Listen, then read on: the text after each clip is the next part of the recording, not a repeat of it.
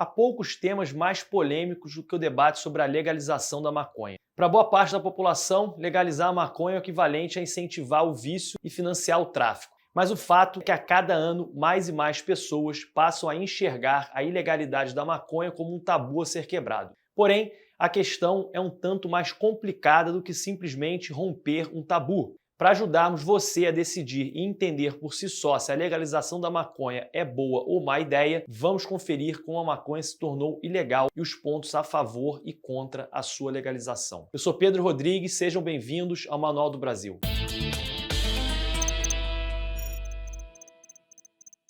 Quando a gente fala sobre legalidade ou ilegalidade da maconha, na realidade estamos tratando de uma variedade de tópicos. Primeiro, existe a distinção entre o uso recreativo ou medicinal da planta. A partir dessa diferenciação, a legislação de diferentes países variam quanto à distribuição, cultivo e como e sob quais condições o uso medicinal pode se dar. Muitas pessoas embasaram suas leis quanto à maconha a partir de 3 tratados da ONU: a Convenção UNA sobre Narcóticos de 61, a Convenção sobre Substâncias Psicotrópicas de 71, a Convenção contra Tráfico Ilícito de Narcóticos e Substâncias Psicotrópicas de 88. De acordo com o conjunto desses tratados, a maconha passou a receber a classificação mais estrita, reservada para as drogas mais pesadas, as quais são altamente viciantes e o uso causa danos intensos ao usuário, que não vale a pena manter pesquisas quanto a qualquer benefício medicinal que a droga possa ter. Porém, esses tratados não se fundamentaram em pesquisas, mas muito mais na opinião de políticos e gestores ao redor do mundo. O que fez com que, em 2020, a ONU, embasada em pesquisas e sugestões da Organização Mundial da Saúde, reclassificasse a maconha para uma droga leve, apesar de altamente viciante. Devido aos riscos de seu uso serem pequenos em relação a outras drogas, essa nova classificação recomenda que haja pesquisa sobre o uso medicinal desse produto. E agora a questão é que muitos países ainda não acompanharam o desenvolvimento dessa reclassificação. Porém, apesar dessa reclassificação ser de fato recente, é muito pouco provável que em todos os países que mantenham essa ilegalidade até a primeira pesquisa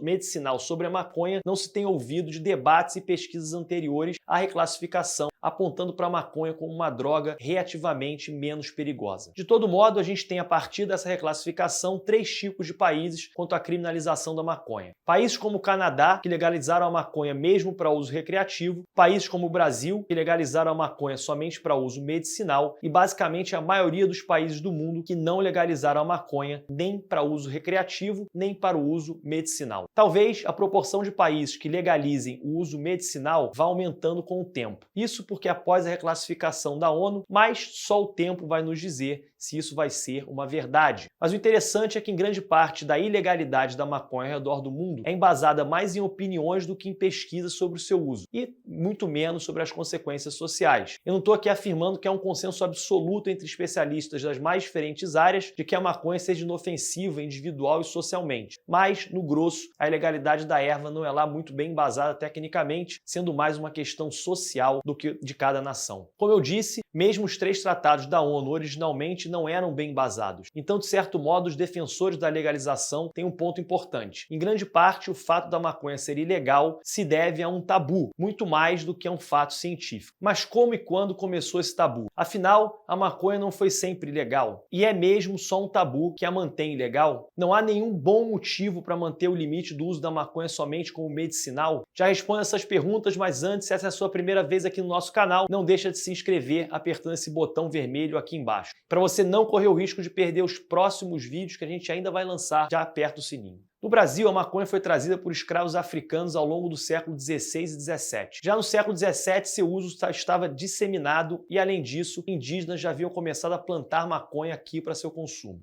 Já no século XIX, havia algumas farmácias que vendiam maconha como remédio para tratar asma, bronquite e insônia, além da erva ser comercializada também por seus efeitos sedativos. Mas não é como se a maconha fosse completamente aceita pela sociedade. Havia rumores de efeitos que ela poderia ter, tornando as pessoas, especialmente os escravos, ou mais violentos ou mais preguiçosos, até mesmo mais lascivos. Os supostos efeitos danosos variavam de rumor para rumor. Mesmo assim, não havia algo como um esforço organizado mobilizado contra o uso da maconha, isso até mais ou menos a década de 30. Nesse período, começou nos Estados Unidos uma frente para tornar a maconha ilegal e de lá se originou boa parte da influência em outros países para sua criminalização. Por lá, na década de 30, lançaram-se boatos sobre o impacto não só moral, mas também social da maconha. Há inúmeras teorias sobre o porquê e como surgiu por lá essa aversão à maconha, desde conflitos de interesses com empresas farmacêuticas que não detinham a propriedade exclusiva da maconha, mas sim de outras drogas como a aspirina, e há também teorias que ligam a aversão à maconha com reações racistas e xenófobas dentro da população. Nos Estados Unidos, a maconha foi trazida por imigrantes mexicanos, que foram para lá no início do século XX. Na realidade, a maconha já era bem conhecida nos Estados Unidos, mas muito mais pelo seu uso medicinal ou pelo uso da fibra da planta para fazer cordas e tecidos. O uso recreativo veio com muito mais força com a imigração mexicana, de modo que, de início, a maconha passou a ser conectada imediatamente aos imigrantes mexicanos. Há certo sentido nessa teoria, já que aqui também se desenvolveu certa aversão pela maconha no início ao atrelá-la aos negros descendentes de africanos. A maconha seria uma substância estranha à sociedade brasileira e típica de grupos raciais aos quais o Brasil racista da época não queria se ver relacionado. Com o tempo, claro, a maconha e seus usuários ganhariam estigmas próprios, independente da raça, cor, credo ou nacionalidade aqui nos Estados Unidos. Em boa parte porque movimentos hippies da contracultura ou mesmo a ascensão das estrelas do rock trouxe o uso da maconha para os mais diversos ambientes sociais. Qualquer que seja o motivo para selecionar a maconha como droga não aceitável, enquanto tabaco e álcool eram, o fato é que a partir da década de 30, influenciados pelos movimentos anti-maconha americanos, aqui se iniciaram campanhas para justificar uma criminalização da maconha, que obviamente não estava atrelada a uma raça ou povo, mas a riscos à saúde e à ordem social. E essas campanhas foram muito bem sucedidas, já que em 1934 foi aprovada na Assembleia Nacional a proibição do cultivo, venda e consumo da maconha. Já em 73 veio a Lei 6.368, que tratava melhor do aspecto penal sobre o comércio e uso de variadas drogas, incluindo a maconha. Em complemento ao aspecto penal, veio a Lei 10.059, que tratava do aspecto processual dos crimes envolvendo drogas. Finalmente, em 2006, veio a Lei 11.343, houve uma distinção entre o usuário e o traficante de maconha. Enquanto essa lei prevê penalidades mais brandas para o usuário, também estabelece penas mais duras para o traficante. Além dessa diferenciação entre usuário e traficante, o Brasil afrouxou um pouco em relação à maconha quanto ao uso medicinal. Desde 2015,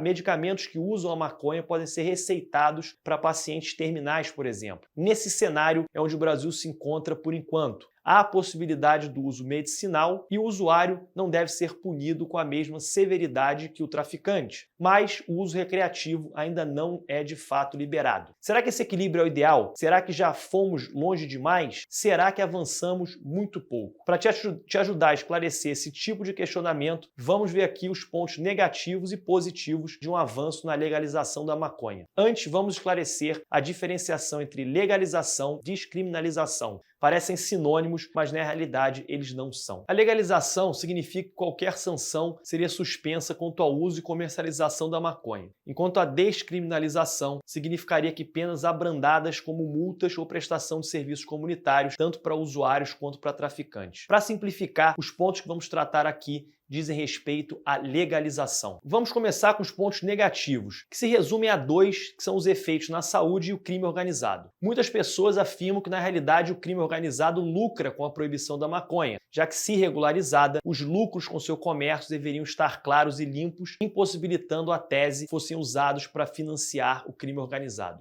Essa linha de pensamento não está totalmente equivocada e faz muito sentido na realidade. Porém, ainda que a maconha seja a droga ilícita mais consumida do Brasil, o crime organizado ainda pode se beneficiar da venda de outras substâncias ilícitas. Apesar de provavelmente causar certo impacto, a legalização da maconha não é a chave para enfraquecer o crime organizado. Em relação aos impactos na saúde, há diversos estudos que comprovam que a maconha não é 100% inofensiva. Seu uso pode causar transtornos comportamentais, como potencializar a síndrome do desânimo, alterações cerebrais, doenças pulmonares e, é claro, a dependência, que por si só é um problema para a pessoa e para quem esteja à sua volta. Por outro lado, os defensores da legalização, em primeiro lugar, está o fato da maconha trazer riscos à saúde, mas nesse sentido o tabaco e o álcool também. E não é só isso, dietas com muito açúcar ou muita gordura também trazem riscos à saúde. Onde está o limite onde o Estado pode determinar em nome do indivíduo o que ele pode consumir e como? Não seria mais o caso de educação do que de proibição? Em outro ponto, aos custos da proibição. De acordo com o relatório Tiro no Pé de 2021, feito pelo Centro de Estudos de Segurança e Cidadania, a guerra às drogas é ineficiente, danosa e custosa. Usando dados do sistema de justiça nos estados de São Paulo e Rio de Janeiro, o relatório chegou à conclusão que os resultados para os custos dessa guerra simplesmente não valem a pena. Os resultados são que as cadeias de comando do tráfico nunca são atingidas fortemente e, para um impacto não tão relevante, um custo em São Paulo e no Rio de Janeiro chegam a mais de 5 bilhões de reais por ano. E não é só isso, o custo social também não faz valer a pena a guerra às drogas, já que reforça a violência policial e o encarceramento em massa. Para se ter uma ideia, tamanho desse efeito, a Lei 11.343, que tinha por função aliviar a pena para o usuário, acabou tendo uma outra consequência. Ela permite ao judiciário que presuma automaticamente que qualquer vendedor de droga representa o crime organizado, o que faz com que as penas para esses pequenos traficantes, muitas vezes mal relacionados com o crime organizado, pegassem penas bem maiores. Como resultado, de 2016, ano da lei, até 2017, a população carcerária brasileira foi de 400 mil pessoas para 725 mil, sendo desses 725 mil, 30% presos provisórios, ou seja, sem condenação.